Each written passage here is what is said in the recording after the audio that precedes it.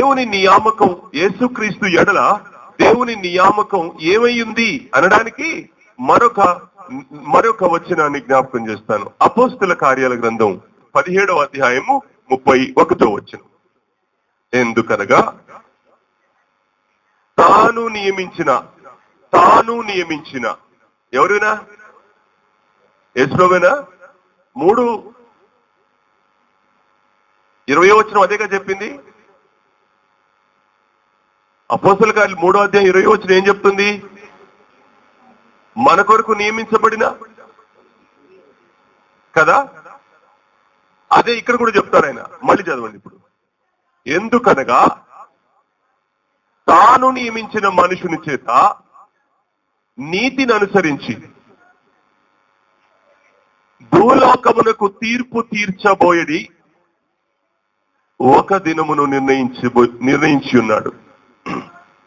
చాలేనా? ఇక్కడ ఈ వచనంలో మనం ఏం ఆలోచించాలి, ఆయన గురించి మనం ఏం ధ్యానించాలి అని అంటే, ఆయన కృప వెంబడి కృపను అనుగ్రహించేవాడు, ఆయన మనసాక్షిని శుద్ధి చేసేవాడు, ఆయన వారసునిగా చేసి మనల్ని కూడా ఆయన దైవరాజ్యానికి వారసులుగా మార్చిన వాడు అనేసరికి మన అంతరంగంలో గొప్ప సంతోషం. ఇలాంటి మాటలు మనల్ని సంతోషాలకు తీసుకొస్తాయి. కానీ ఈ వారం ఆయన చెప్తున్న సంగతి ఏంటంటే, ఆయనను ఎందుకు నియమించాడనంటే తీర్పు తీర్చడానికి దేవుడు ఆయనను నియమించాడు అనే సత్యం ఈ వచనంలో మనకు అర్థమవుతుంది. దేవుడు మనసాక్షిని కడిగిన వాడు, కృపనిచ్చిన వాడు, వారసునిగా చేసిన వాడు, ఇంత శ్రేష్టమైన అనుభవాల్ని మనకు అనుగ్రహించిన వాడు ఇప్పుడు తీర్పు తీరుస్తాను, తీర్పు తీర్చడానికే ఆయన నియమించాను అని అంటే ఇప్పుడు మనం ఆలోచించాలా?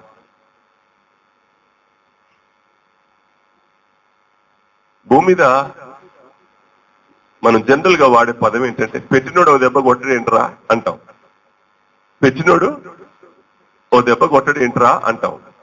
ఎవరిని గురించి అంటాం? ఎవరు పెడతారో వాళ్ళ దెబ్బ కొడతారు.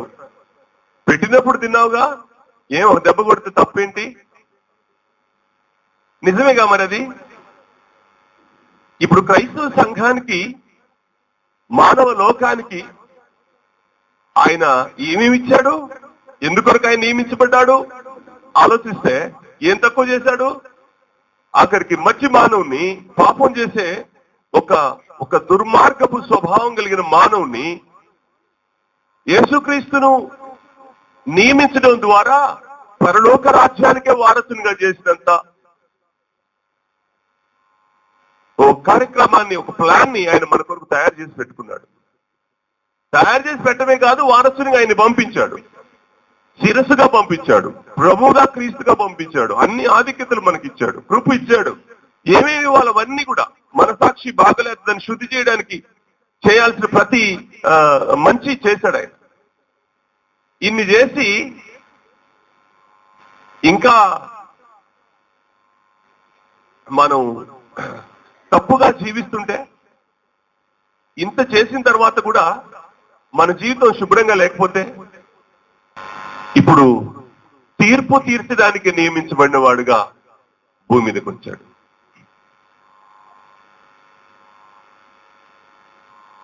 దేవుడు తీర్పు తీరుస్తాడు. ఎక్కడికి తప్పించుకుంటాం? కృపించిన వాడు ఎందుకు కృపను దుర్వినియోగం చేశావంటే, వారసుగా చేసుకున్నవాడు తండ్రిగా సమస్తాన్ని ఇచ్చిన తర్వాత దాన్ని పాడు చేసుకుంటే, వారసత్వాన్ని పాడు చేసుకుంటే కొట్టడా? ఎందుకు ఇలా చేసావని అడగడా? శిక్షించడా? కొన్ని శిక్షించే అధికారం లేదా? అడిగే అధికారం లేదా? ఖచ్చితంగా ఉంటుంది. కాబట్టి మనం ఏం జ్ఞాపకం చేసుకోవాలా అనంటే, ఇన్ని కలగ చేసిన వాడు తప్పకుండా మనల్ని తీర్పులోకి తీసుకొస్తాడు అనే సత్యాన్ని మనం మర్చిపోవద్దు. కాబట్టి ఈ సత్యాన్ని క్రైస్తవ సంఘం ఎప్పుడు గుర్తుపెట్టుకుంటుందో అక్కడ మనకు ఖచ్చితంగా ఒక సంగతి అర్థం అవుద్ది. ఏంటంటే, ఓహో నేను తీర్పులోకి వెళ్ళబోతున్నాను అన్నమాట.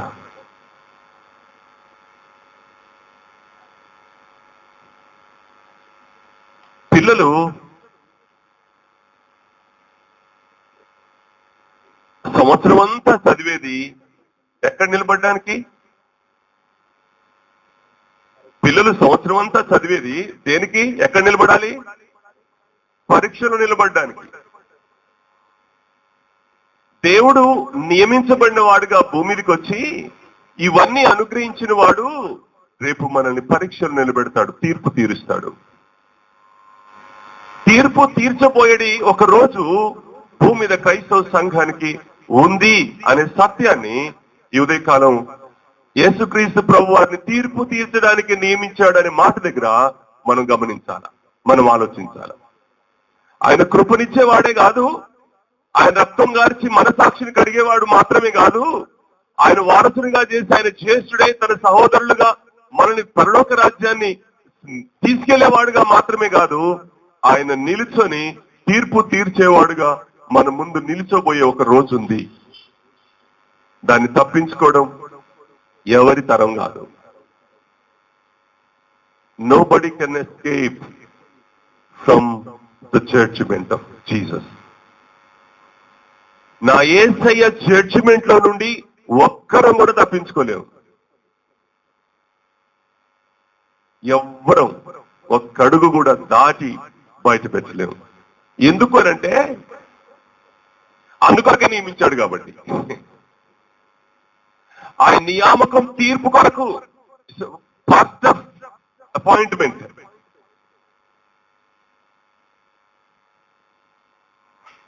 ఖచ్చితంగా తీర్పులోకి తీసుకొస్తాడు. ఆ తీర్పు దినాన మనం ఆయన ఎదుట నిలబడాల్సిన పరిస్థితి వచ్చినప్పుడు మనం జవాబు చెప్పాలి. అందుకొరకే క్రైస్తవ సంఘానికి ఇంత అడ్వాన్స్ గా సంఘం ఎత్తబడక ముందే ఈ సత్య లేఖనంలో రాసిపెట్టి మనల్ని సంపూర్ణంగా సిద్ధపరచడానికి దేవుడు ముందుగా చెప్తున్నాడు. అబ్బాయి బాగా చదువుకొని పరీక్ష ఉంటుంది, బాగా చదువుకుంటే పాస్ అవుతావు, బాగా చదువుకుంటే పాస్ అవుతావు. డిస్టింక్షన్ మార్క్స్ తెచ్చుకుంటావో, ఫస్ట్ క్లాస్ మార్క్స్ తెచ్చుకుంటావో, సెకండ్ క్లాస్ మార్క్స్ తెచ్చుకుంటావో, పాస్ మార్కులు తెచ్చుకుంటావో, ఫెయిల్ అవుతావు, నీ ఇష్టం. మొత్తానికి ఎక్కడో దగ్గర నిలబడతాంగా. క్రైస్తవ జీవితం రేపు పరీక్షలో నిలబడబోతుంది. రేపు పరీక్షలో నిలబడేటప్పుడు నీ మార్కులు ఏంటో, నీకొచ్చే మార్కులు ఏంటో నువ్వు ఖచ్చితంగా ఈ రోజు నుంచి అసెస్ చేసుకోవాలా. ఓ పిల్లోడు చెప్తాడు, నేను ఖచ్చితంగా 600 మార్కులకు, వాడు చెప్తాడు ఎగ్జామ్స్ రాయకముందే చెప్తాడు, అంకుల్ నాకు తప్పకుండా 560 మార్కులు 65 మార్కులు వస్తాయని చెప్తాడు.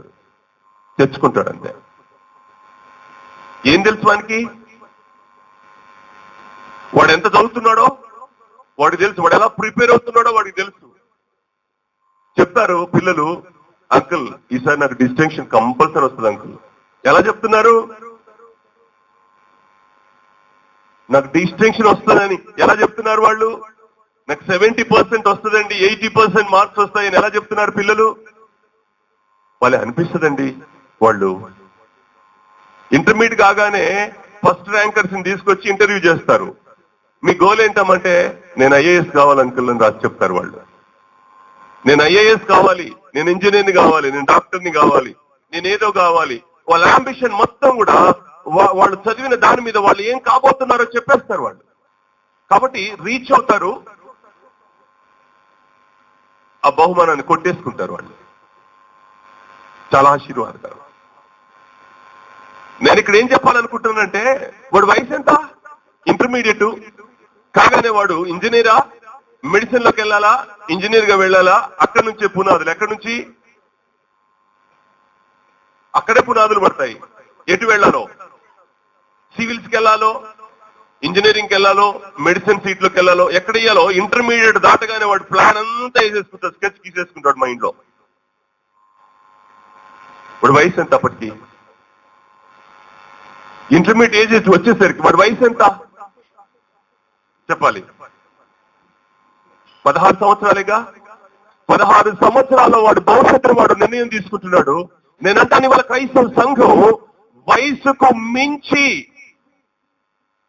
ఎన్నో అనుభవాలు కలిగి రంగరించి జీవితాన్ని ఆటుపోట్లు అనుభవించి ఇంత అనుభవాలు కలిగిన మనం మన జీవిత గమ్యం ఏంటో, ఎక్కడికి మనం వెళ్ళబోతున్నామో, మనం ఎక్కడికి రీచ్ కాబోతున్నామో, ఏం చేయబోతున్నామో మనకు అర్థం కావట్లా. We have no goal. రేపు తీర్పులో నిలబడబోతున్నాం అన్న సత్యాన్ని ఇవాళ మనం గ్రహించలేని దుస్థితిలో క్రైస్తవ సంఘం ఉండడం అనేది బాధాకరం. హ్యావ్ టు డిసైడ్ ఎటు పోబోతున్నాం. ఆఫ్టర్ ఆల్ 16 years పిల్లవాడు వాడి గమ్యాన్ని వాడే నిర్ణయం తీసేసుకుంటున్నాడు. ఎస్, నేను మెడిసిన్కి వెళ్ళబోతున్నాను, ఇంజనీర్కి వెళ్ళబోతున్నాను, సివిల్స్కి వెళ్ళబోతున్నాను. వాడు పిక్చర్ వాడు మైండ్ లో వేసేసుకున్నాడు. వాడు ఇక్కడ నుండే చదవడం ప్రారంభం చేశాడు. వాడు హల్లెలూయా. పిల్లల్ని మనం అప్రిషియేట్ చేయాలా? ఆఫ్టర్ ఆల్ 16 years, దానికంటే ముందు 10th క్లాస్ లోనే వాడు ప్రిపేర్ అవుతాడు. 10th క్లాస్ లో నుంచి ప్రిపేర్ అవుతాడు. 14 ఏళ్ల నుంచి వాడు ప్రిపేర్ అవుతా ఉంటాడు. వాడు మన వయసు ఎంత? 14-16 సంవత్సరాల వయసున్న పిల్లవాడిని ఆలోచిస్తూ వాడొక గోల్, వాడొక రీచ్ కాబోతున్నటువంటి దాని మీద వాడికి ఒక ప్రణాళిక వేసుకొని ప్రణాళిక బద్ధంగా వాడు చదువుకుంటూ జాగ్రత్తగా ఎలా అడుగులు వేసుకుంటూ వాడు వెళ్ళాలనుకున్న దానికి వెళ్తున్నాడో. ఇవాళ క్రైస్తవ సంఘానికి కనీసపు ఆలోచన, ఎక్కడికి వెళ్ళబోతున్నాం? ఈ పరీక్షలో మనం నిలబడేటప్పుడు మనకు మార్కులని ఎన్ని మార్కులు వస్తాయి? ఎన్ని మార్కులు వస్తాయి? ఆత్మ సంబంధంగా దేవుడు మనల్ని పరీక్షించే రోజు వస్తే, నిత్య జీవానికి తీసుకెళ్ళడానికి ఆయన పరీక్షించే రోజు వస్తే, ఒకవేళ పరీక్షలో మనం నిలబడవలసి వస్తే మనకొచ్చే మార్కులు ఎంత? ఏమన్నా ఆలోచన ఉందా? జస్ట్ అటెండ్ అవుతున్నాం వెళ్ళిపోతున్నాం, జస్ట్ అటెండ్ అవుతున్నాం వెళ్ళిపోతున్నాం, అటెండ్ అవుతున్నాం వెళ్ళిపోతున్నాం అంతే. మందిరం అటెండ్ కావడానికి మందిరంలో ఒక ఆచార సంబంధమైన అనుభవాలతో కూడిందిగా సంఘాలు మారుతున్నాయి. కానీ ఆత్మ సంబంధంగా నాకంటూ ఒక గోల్, నాకంటూ ఒక నేను సిద్ధపాటు, నేను ఇలా కావాలి, ఇన్ని మార్క్స్ నేను తెచ్చుకోవాలి దేవుని దగ్గర, ఇలా ఉండాలనేటువంటి ఆలోచన పరిధి ఇవాళ క్రైస్తవ సంఘంలో లేకపోవడం విచారకరం. దేవుని బిడ్డలం, వాక్యాన్ని అనుసరించి మనం ఆలోచించాలా? వాక్యం మనకు నేర్పుతున్న కొలది మనం నేర్చుకోవాలా? పిల్లోడు పాట పాడుతా ఉంటే నా కళ్ళల్లో నీళ్లు ఎక్కడ దాచుకున్నాడు? గుండెలో దాచుకోనా? ఎలా రాశాడన్నమాట? పదిలంగా ఎంత అద్భుతమైన పదాలు వాడాడు. ఆయన అంబిషన్ ఏంటి? ఆ పాదం రాసేటప్పుడు కానీ, ఆ పాట పాడుకునేటప్పుడు కానీ, ఆ రాసుకున్న వ్యక్తి ఎలా రాశాడో కానీ నాకు అనిపిస్తుంది ఎంత అద్భుతంగా రాసుకున్నాడు. వాక్యం గుండెల్లో ఉండకపోవడం, వాక్యాన్ని పదిలంగా దాచుకోకపోవడం మన భ్రష్టత్వానికి దారి తీసే విధంగా వెళ్తుంది. చాలా విచారం. ఎవరి గుండెల్లో చూసినా వాక్యం కనబడట్లా. ఐహిక విచారాలు, కుటుంబాలు, ఆర్థిక ఇబ్బందులు, సమస్యలు, పేదరికం, ఇవే గుండె నిండా దాచుకునేది. వాక్యాన్ని దాచుకోవడం మనకు చేత కావట్లా. దేవుని బిడ్డలారా, దయచేసి చెప్తున్నాను, ఒకరోజు మనం తీర్పులోకి వస్తాం. స్వార్థం కోసం దేవుణ్ణి మనం అనుసరించడం అనే పదాన్ని మనం ఖచ్చితంగా పక్కన పెట్టి నిస్వార్థంగా దేవుణ్ణి ఆరాధించే శ్రేష్ఠ అనుభవం దగ్గర మనం సిద్ధపరచుకోగలిగితే అద్భుతమైన అనుభవాల్ని దేవుడు మనకు అనుగ్రహిస్తాడు. తీర్పులో నిలబడతాం అనే సత్యాన్ని ఎన్నడూ మనం మర్చిపోవద్దు అనే సంగతిని ఈ ఆరాధన వర్తమానం ద్వారా నేను మీకు తెలియజేస్తున్నాను. ఎందుకు ఆయన నియమించబడ్డాడు? లోకానికి తీర్పు తీర్చబోయే ఒక రోజులో ఈ మనుషుని ద్వారా మనం తీర్పు తీర్చబడతాం. యెషయా గ్రంథం 11వ అధ్యాయం. యెషయా గ్రంథం 11వ అధ్యాయం 3-4 వచనాలు చూడండి.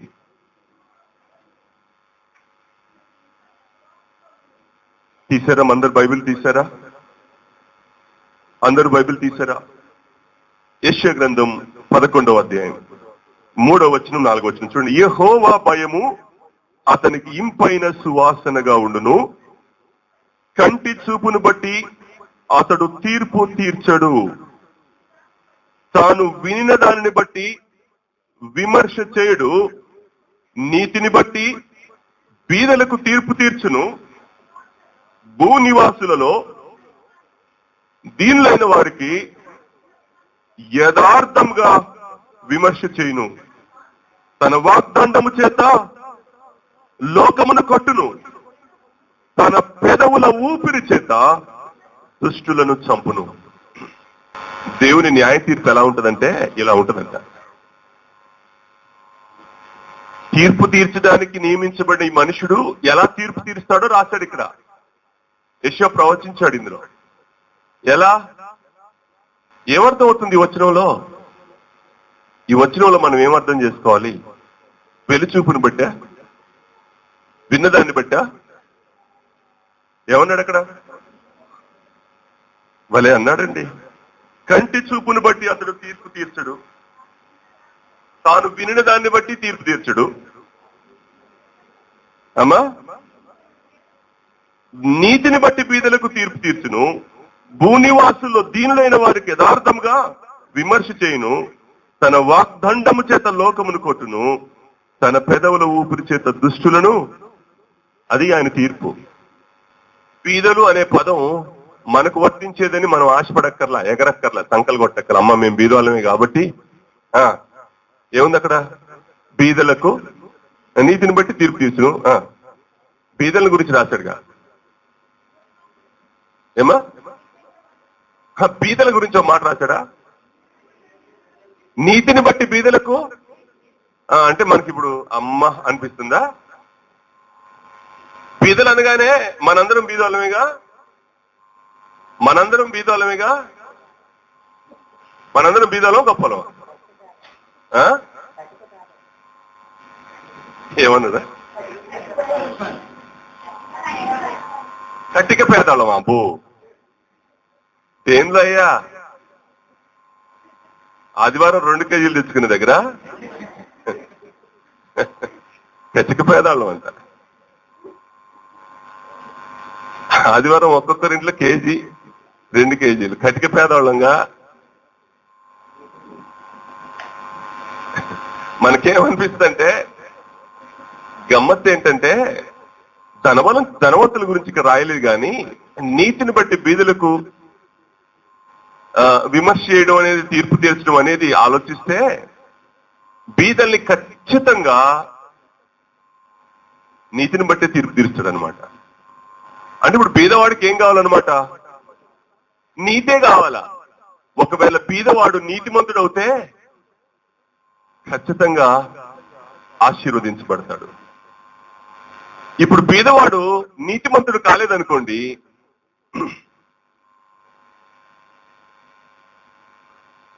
ఆయన ఊపిరి చేత చంపేస్తాడు. ఒకటే గుర్తు.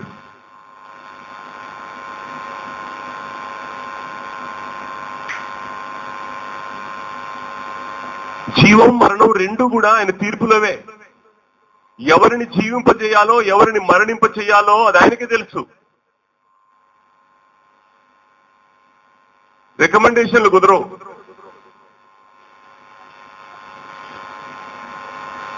తండ్రి దగ్గర చెప్పడానికి యాజకుడిగా, మధ్యవర్తిగా, ఉత్తరవాదిగా ఆయన ఉన్నాడు కానీ ఇప్పుడు తీర్పు తీర్చేది ఆయనే స్వయంగా. ఇంక ఉత్తరవాది ఉన్నాడు ఇక మనకి. తండ్రి దగ్గరికి వెళ్ళేటప్పుడు ఈయన ఉత్తరవాది మనకి, అది బాగానే ఉంది. కానీ ఇప్పుడు ఆయనే తీర్పు తీర్చే పరిస్థితి వస్తే ఇక మధ్యలో మధ్యవర్తి లేడు. పాస్టర్ గారిని అడిగి చెప్తానంటానికి కుదరదు. పాస్టర్ గారు కూడా అక్కడ నిలబడాలి. ఎందుకంటే పాస్టర్ గారికి 200 తీర్పు, పాస్టర్ గారికి 200 తీర్పు, మనకొక్కటే. మీకొక్కటైతే నాకు 2. నేను వచ్చి ఏం రికమెండ్ చేస్తా? నాది నేను గడుక్కోవడమే సరిపోయా. ఒక మాట చెప్పాలంటే, అందుకనే తీర్పు తీర్చబోయే ఆ రోజు ఎంత భయంకరంగా ఉంటుందో ఈ వచనంలో చెప్తున్నాడు. అన్యాయంగా తీర్పు తీర్చడు, ఖచ్చితంగా న్యాయంగా తీర్పు తీరుస్తాడు. న్యాయంగా తీర్పు తీర్చడం కోసమే ఆయన నియమించబడ్డాడు. ఒకవేళ ఆయననే నియమించబోతే ఇంకెవరైనా ఆయన స్థానంలో వచ్చిన ఖచ్చితంగా లోకానికి జరిగేది అన్యాయమే, క్రైస్తవుడికి జరిగేది అన్యాయమే, నీతిమంతుడికి జరిగేది అన్యాయమే, పరిశుద్ధునికి జరిగేది అన్యాయమే. అందుకనే పరిశుద్ధులకు, నీతిమంతులకు, విశ్వాసులకు, తన పిల్లలకు అన్యాయం జరగకుండా ఆయనే స్వయంగా వచ్చి న్యాయం తీరుస్తాడు. ఆయన పిల్లలని నిత్యత్వానికి ఖచ్చితంగా సిద్ధపరుస్తాడు, బహుమానం ఇస్తాడు, అద్భుతంగా నడిపించుకుంటూ వెళ్తాడు. మీరు ఆలోచించండి, ఒకవేళ ఆ స్థానంలో ఇంకెవరన్నా ఉంటే,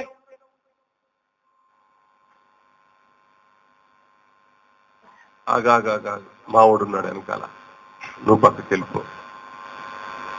పరిశుద్ధుడికి శిక్ష, పాపికి జయం, ఫలితం అది. అందుకనే లోకాన్ని తీర్పు తీర్చడానికి ఆయన్ని మాత్రమే దేవుడు నియమించాడు, ఇంకెవ్వడి వల్ల కాదు భూమి మీద. ఇప్పుడు జరిగిన సంగతి ఏంటంటే, ఆయనే న్యాయాధిపతి, కానీ న్యాయాధిపతుల ముందు నిలబడి చెంపదెబ్బ కొట్టించుకున్నవాడుగా మారాడు. లోకానికి న్యాయం తీర్చబోయే ఆ న్యాయాధిపతిని, ఈ లోకాధికారి, ఈ లోక సంబంధమైన న్యాయాధిపతి పిలాతు ఇతరుల ఏ దోషం లేదని చెప్పిన వాడు చెంపదెబ్బ కొట్టించాడు, కొరడా దెబ్బలు కొట్టించాడు. పరిశుద్ధునికి లోకం ఇచ్చే తీర్పు అది. పిలాతు తీర్పు తీర్చాడు, పరిశుద్ధుడని చెప్పాడు, దోషం కనబడలేదని చెప్పాడు. దోషం కనబడలేదు, పరిశుద్ధుడని చెప్పిన వాడే మరెందుకు కొట్టించాడు? ఈ న్యాయం మనకి ఏం చూపిస్తుంది? ఈ న్యాయం ఏం చూపిస్తుంది? ఈ లోకాధికారులు ఎవరు న్యాయస్థానంలో ఉన్న అన్యాయాన్ని గెలిపిస్తారు, న్యాయం జరగదు. ఇవాళ పేదవాడికి నీతిని బట్టి న్యాయం చేయగలిగిన దేవుడు మన కొరకు నియమించాడు ఈ లోకంలో. ఇది మన భాగ్యం. ప్రభుకే న్యాయం జరగలేదు, ఇక మనకే న్యాయం జరుగుద్ది. పరిశుద్ధునికే న్యాయం జరగలేదు. పాపం చేయని అత్యున్నతమైన దేవుని కుమారునికే ఈ భూమి మీద న్యాయం జరగలేదు, ఇప్పుడు మనకేం జరుగుద్ది? ఈ లోకంలో ఎవడు న్యాయాధిపతి అయినా, పిలాతు కాదు, హేరోదు కాదు, ఇంకోడు కాదు, ఎవడు న్యాయాధిపతి అయినా ఖచ్చితంగా పరిశుద్ధునికి శిక్షే ఈ భూమి మీద. అందుకని నా దేవుడు బాగా ఆలోచించి, బాగా ఎనాలిసిస్ చేసి ఎవరిని భూమి మీద న్యాయాధిపతిగా పంపిస్తే బాగుంటుందని ఆలోచన చేసి నా ప్రభువును న్యాయాధిపతిగా నియమించాడు భూమి మీద, నీతిని బట్టి న్యాయం చేయడానికి. అన్యాయం జరగదుగా, అన్యాయం జరిగే క్వశ్చనే లేదు. అంత అద్భుతమైన దేవుడు. న్యాయాధిపతుల చేతిలో, ఈ లోకపు న్యాయాధిపతుల చేతిలో చెంపదెబ్బ తిన్నవాడు, ఈ న్యాయాధిపతులు, ఈ లోక సంబంధమైన న్యాయాధిపతి చేతిలో దెబ్బలు తిన్నవాడు, మరణ శిక్ష అనుభవించిన వాడు ఇవాళ మనకు న్యాయాధిపతి.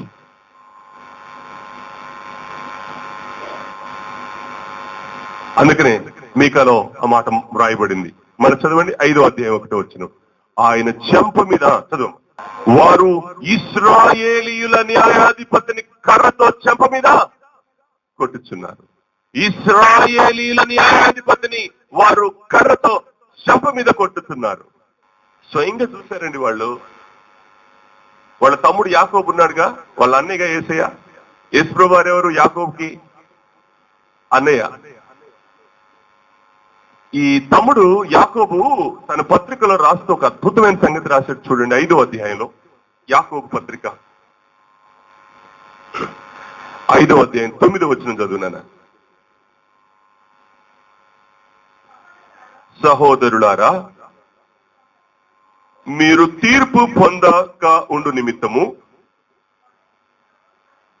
ఒకని మీద ఒకడు సనగకుడి.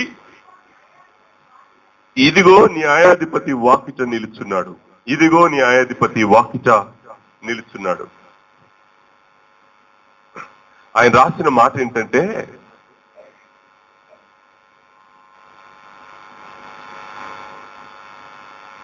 మన సనుగుళ్ళు, మన మాటలు సహోదరులంగా, దేవుని పిల్లలమే, సహోదరులమే, దేవుని పిల్లలమే, సహోదరులమే, కానీ మనకు సనుగుళ్ళు ఎక్కువైపోయినాయి. అన్ని సనుగుళ్ళే. మనకు జ్యేష్ఠుడైనా మనం ఆయన సహోదరులం. ఆయన అనడాన్ని సరిగినట్టు ఒక్క మాట ఎక్కడైనా బైబిల్లో ఉందా?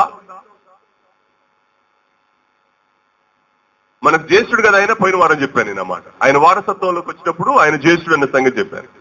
ఆయన జ్యేష్ఠుడు, ఆయన ఎన్నడన్నా సనిగడా? ఆయన సనగడ. కానీ మనం ఎందుకు?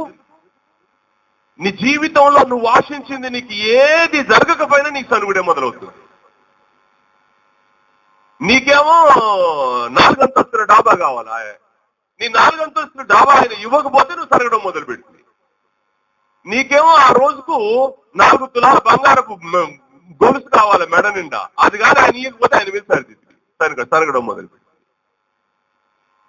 నీ రోగం 2 నిమిషాల్లో మాకు మధుమాయమైపోవాలా. పాస్టర్ గారు చెయ్యి పెట్టి ప్రార్థన చేయగానే రోగం విడిచి పారిపోవాలా. అలా పారిపోకపోతే సనుగుళ్ళేనే. ఏందండి మనం ఎక్కడండి సనగండి? జీవితం అంతా సనుగుళ్ళే, జీవితం అంతా సనుగుళ్ళే, జీవితం అంతా సనుగుడు సనుగుడు సనుగుడు సనుగుడు. యాకోబు రాస్తాడు, వద్దు సనక్కండి, న్యాయాధిపతి వాకుచున్నాడు, వింటున్నాడు. న్యాయాధిపతి ఎక్కడున్నాడు ఇప్పుడు? వాకిట్లో ఉన్నాడు. నువ్వు ఇంట్లో ఏమనుకుంటున్నావు అంతా కూడా ఆయన వింటున్నాడు. Is recording. ప్రతిదీ రాస్తున్నాడు ఆయన. నువ్వు ఇంట్లో ఏమేమి సరుగుతున్నావో ఆయన్ని బట్టి, ఆయన దైవత్వాన్ని బట్టి, ఆయన నీకు ఇవ్వవలసిన ప్రతి ఈవిని బట్టి నువ్వు ఏమేమి సనుగుతున్నావో అవన్నీ న్యాయాధిపతి వాకిట్లో నిలబడి రికార్డ్ చేస్తా ఉన్నాడు. తప్పించుకొని పోలేవు. ఆయన తెలుసు కనుక రాస్తున్నాడు ఈ సంగతి. దేవుని బిడ్డలుగా తప్పించుకుంటాం అని అన్నాడు అనుకోదు.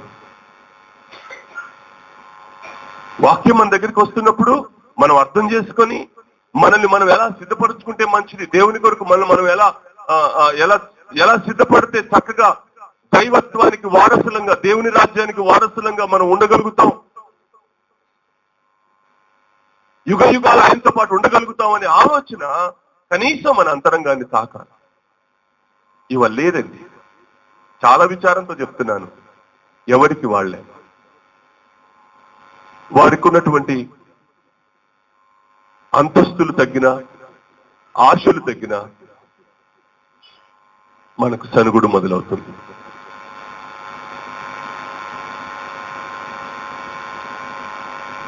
దేవుడు తీర్పు తీర్చడా? వాకిట్లో నిలుచొని వినడా? ఆయన ఎవరు?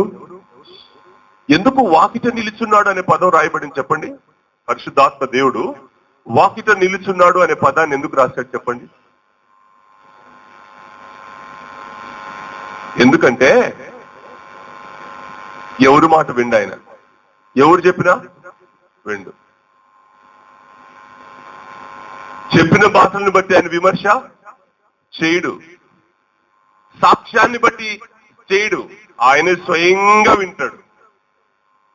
మనమేంటి మన బ్రతికేంటి, మనమేంటి మన మాటలేంటి, మనమేంటి మన క్రియలేంటి, మనమేంటి మన జీవితం ఏంటి, మనమేంటి, మనం ఎలా నిలుస్తున్నాం, ఎలా ప్రవర్తిస్తున్నాం, ఎలా మాట్లాడుతున్నాం, మన తీరేంటి. విమర్శ చేసే రోజు తప్పకుండా ఉంది. ఆయన అందుకొరకే నియమించబడ్డాడనే సత్యాన్ని లేఖనం ద్వారా మనం అర్థం చేసుకోగలిగితే అంతరంగంలో ఒక భయం. అవును, ఎందుకు నేను తీర్పులోకి వెళ్ళాలి? ఎందుకు నేను ఆయనకు దోషిగా దొరికిపోవాలి? ఎందుకు నేను ఆయన శిక్షించే అనుభవం దగ్గరికి నేను వెళ్ళాలి? నేను ఎందుకు పరిశుద్ధంగా ఉండకూడదు? నేను ఎందుకు ఆయన కుమారుడికి తగ్గట్టుగా నేను బ్రతకూడదు? నేను ఎందుకు నిత్య జీవానికి నేను సంపూర్ణంగా సిద్ధపడకూడదు అనే ఆలోచన మన అంతరంగంలోకి మార్చబడితే టోటల్ గా మన మాట మారుద్ది, మన తీరు మారుద్ది, మన జీవితం మారుద్ది, మనం జాగ్రత్తగా మనం జీవించడానికి అవకాశం ఉంటుంది. దేవుడు ఈ ఆలోచన ఇవ్వడం కోసమే అడ్వాన్స్ గా లేఖనంలో ఆయన తీర్పు తీర్చడానికి నియమించబడ్డ మనుషుడు అనే సంగతిని లేఖనంలో మన కోసం రాసి పెట్టాడు.